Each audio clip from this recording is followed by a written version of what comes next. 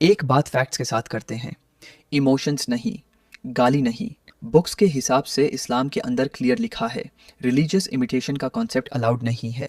कुरान सूरह अल काफिरून 109, छे लकुम दीनुकुम वालिया दीन, तुम्हारा दीन तुम्हारे लिए, मेरा दीन मेरे लिए। मीनिंग सिंपल ही है, रिलीजियस बाउंड्रीज सेपरेट रहनी चाहिए। अब सुनो ध्यान से। हदीत सुनन अबू दाऊद 4031, जो किसी कौम की तशब्बुह यानी इमिटेशन करता है वो उन्हीं में से है। अब सवाल सिंपल है, अगर इस्लाम में रिलीजियस इमिटेशन डिस्करेज्ड है तो फिर ये सब क्या है?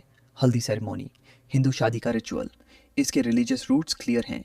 मेहंदी या सेरेमनी, साउथ एशियन कल्चर से आई हुई प्रैक्टिस। इस्लामिक निकाह का हिस्सा नहीं, जूता चुपाए, pure Hindu custom. Islamic text में इसका कोई जिक्र नहीं। और सबसे क्लियर एग्जाम्पल वरमाला या जयमाला, दो लोग स्टेज पे एक दूसरे को फूलों की माला पहना रहे हैं।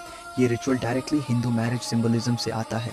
अब सच बोलो, अगर तुम कहते हो हिंदू रिचुअल शिर्क हैं, हरम हैं, तो फिर ये सब क्यों? और अगर कहते हो ये बस कल्चर है, तो फिर पूरे हिंदू कल्चर को गाली क्यों? इस्लाम के रूल्स सेलेक्टिव नहीं होते। कुरान सूरह अल बकरा 2:50, तुम किताब के कुछ हिस्सों को मानते हो और कुछ को छोड़ देते हो। यही तो असली प्रॉब्लम है। पिक एंड चूज इस्लाम। बोलने के टाइम हराम, एंजॉय करने के टाइम कल्चर। पाकिस्तान हो, बांग्लादेश हो या इंडिया के कुछ लोग, ये बात उन सब पे लागू होती है जो डबल स्टैंडर्ड्स रखते हैं।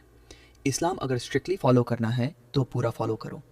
निकाह सिंपले रखो, जो चीज़ अलाउड नहीं उससे दूर रहो।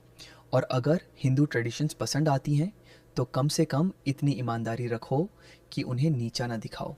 क्रिटिसाइज़ करना आसान है, कॉपी करना कन्वीनियंट है, पर दोनों साथ में करना हिपोक्रेसी है।